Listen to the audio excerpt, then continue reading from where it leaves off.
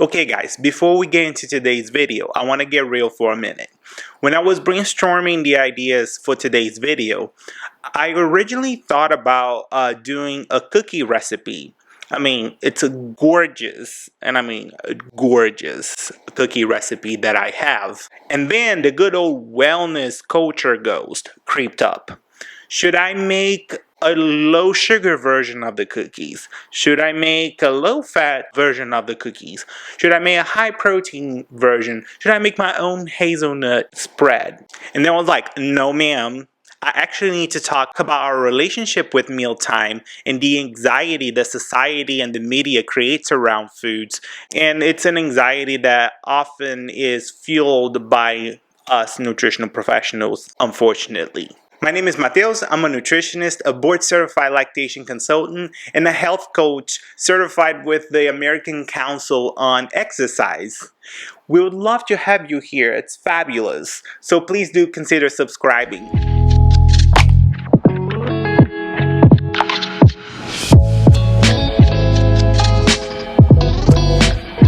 Let's just start by saying that no singular ingredient or nutrient is unhealthy or bad for you. Even if the purpose is just to provide energy, we still need energy to fuel our bodies, don't we?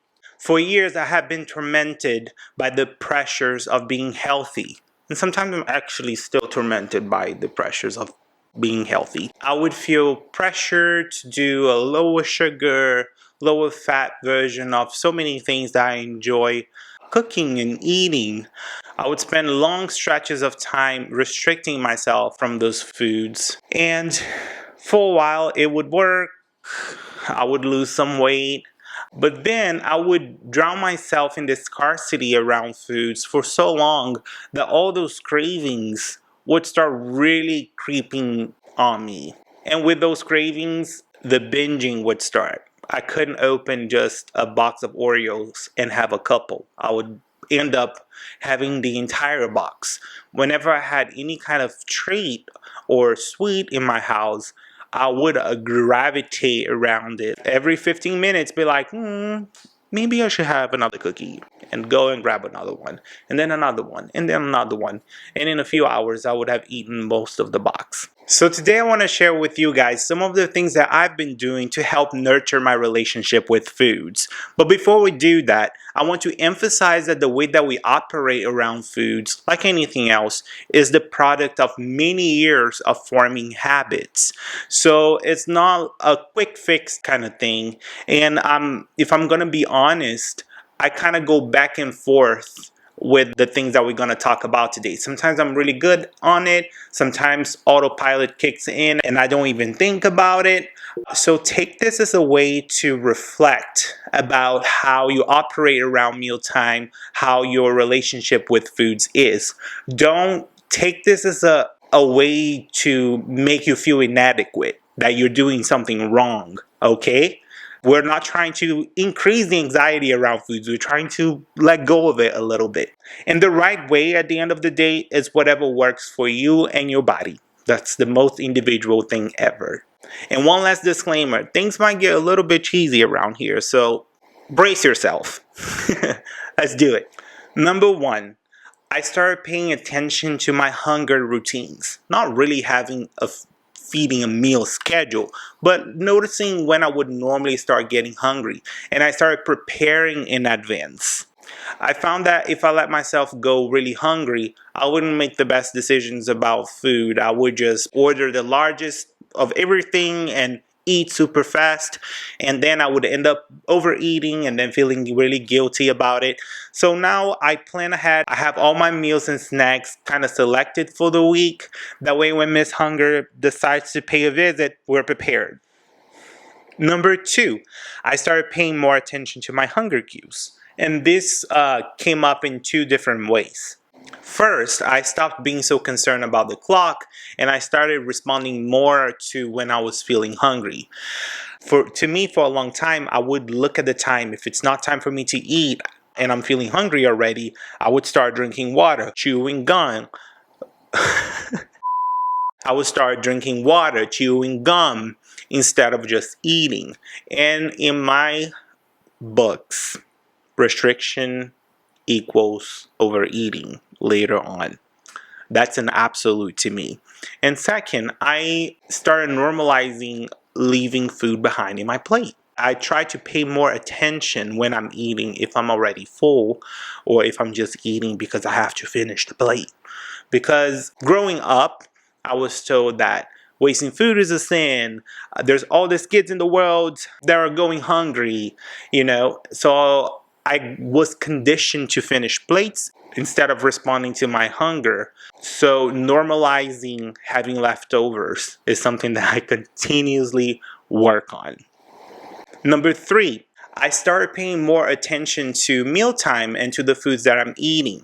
And I don't mean this in a super analytical way, but more in the sense of having awareness around mealtime. I realized that we needed to start paying mealtime some respect around here.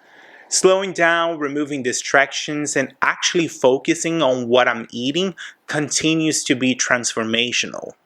Eating is a way to celebrate our body, so it shouldn't really be a chore. It actually takes a little bit of time for our gastrointestinal tract to start signaling to the brain that we are full. If you're ever eating super fast and then you feel super uncomfortable and full, then you know what I'm talking about.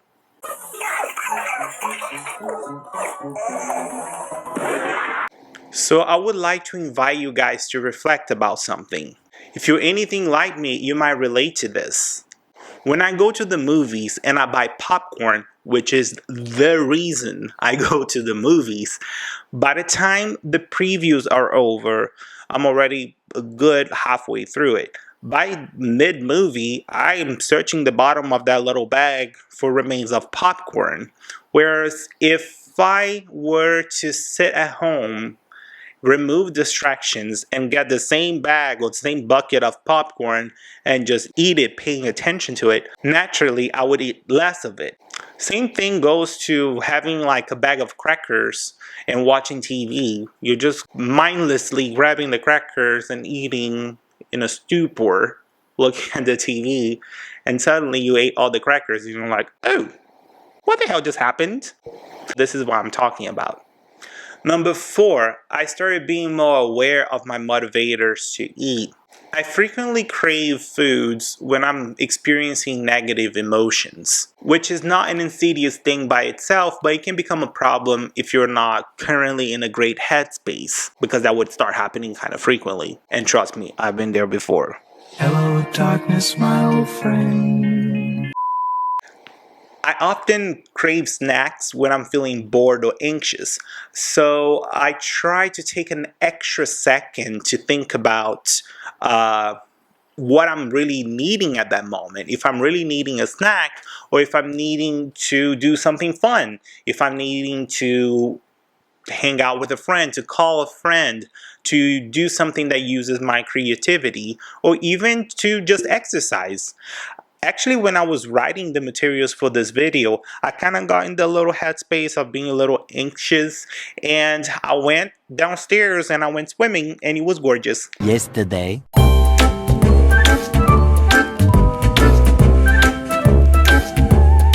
Meditation also works great.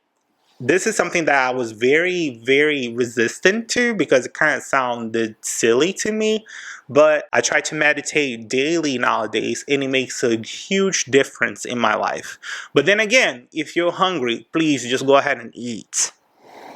Number 5, I plan to have treats throughout the week.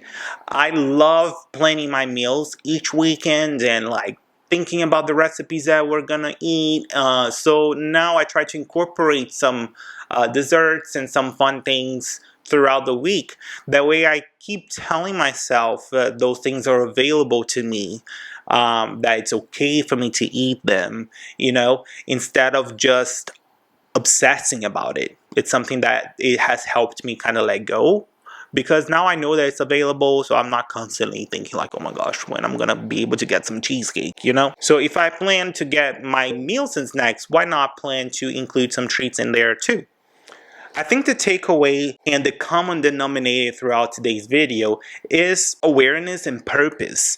I feel like nowadays we kind of act on autopilot so often. We distract ourselves with TV, with a social media, with a phone that's now in our hands all the time. And we are not really paying attention to what's happening in our lives. At the end of the day, is the big picture. Whoop. At the end of the day, is the big picture of your mealtime and your relationship with foods that really matters. So by all means, if you want to go to the movies like I do, get the popcorn. I would never get caught dead in the movie without a popcorn. But I do invite you to take a moment to reflect about how you've been acting around foods and around mealtime. Did any of the things that I talked about today hit home with you? Do you have any activities that you already do to nurture your relationship with foods and mealtime? If you do, or if you have any questions, please leave them in the comments down below, and I would love to chat with you. So with this, we come to the end of today's video. Thank you so much for watching. And it's fabulous out here. Come, stay wild, subscribe, spread the word, and I'm going to be very grateful. Thank you. Bye-bye.